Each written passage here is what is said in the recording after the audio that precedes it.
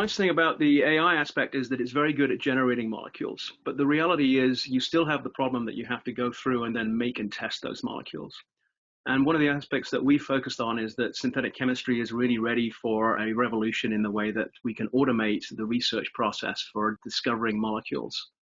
Many of you will know as chemists that the challenge that we have is a reproducibility problem. Virtually all of the synthetic reactions that we need have to be re-optimized when we pull them from the literature.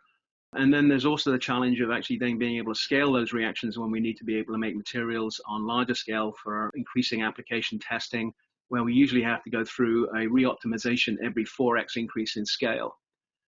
Probably one of the most interesting aspects of this program that we found in talking to chemists is that chemists can spend anything up to 50 to 70% of their time in reaction screening and optimization just to get to actually to a point where they can make a molecule of interest. And our goal with automation was to really cut down on that so that chemists could really focus more on what to make rather than how to make it. So with that, we developed the Symphony system, which is really focused on chemistry at this point in automation, but is starting to incorporate other aspects of AI and also testing in terms of our integrated automated processes.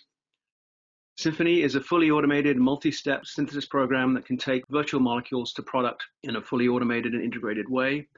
It provides high-fidelity digital synthesis that derives efficiency, reproducibility, and transferability. Rapid route design, validation, and optimization can be done in hours and days rather than weeks and months, which is typical of the current state of the art. And by fully integrating the design, make, test cycles to bring AI and automation into one platform, we can really accelerate the molecular discovery process. So the Symphony platform is an expanding range of tools that we have been developing to actually facilitate this process. The first of these is AI molecular design, where we have been developing our own AI tools.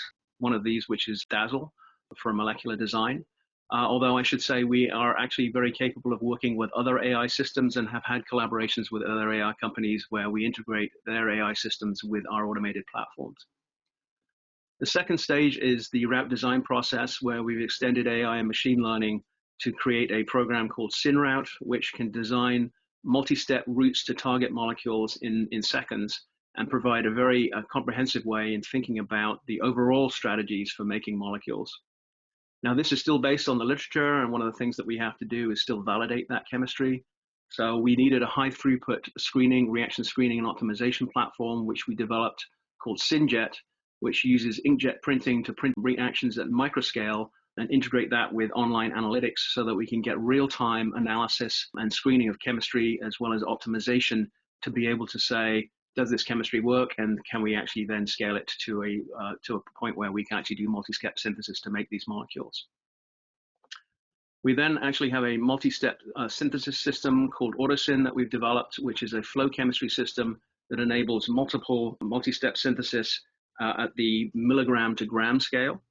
And that enables us to be able to make material on a level that we can then put it into multi-parametric testing through standard biological assays in the lab. And that data can then be taken and brought back and put into our AI systems in an iterative process that we're looking to accelerate further and further as we automate each step in the process.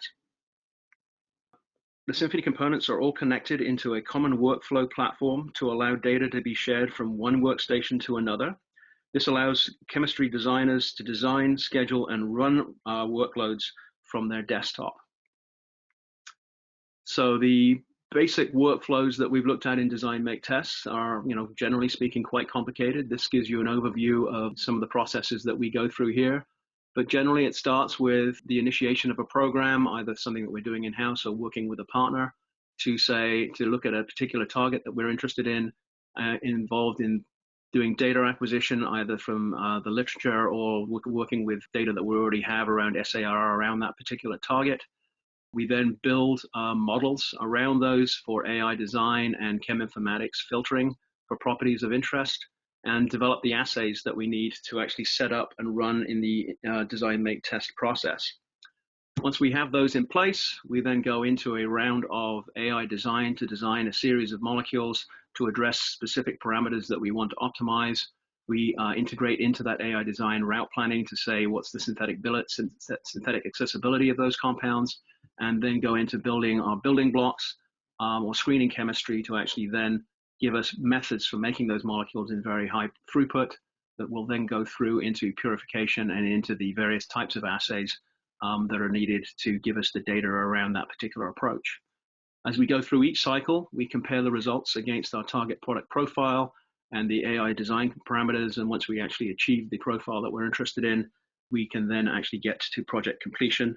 And obviously, depending on where you start, this can be multiple cycles or it can be relatively few cycles, depending on how much effort is needed to develop the molecules.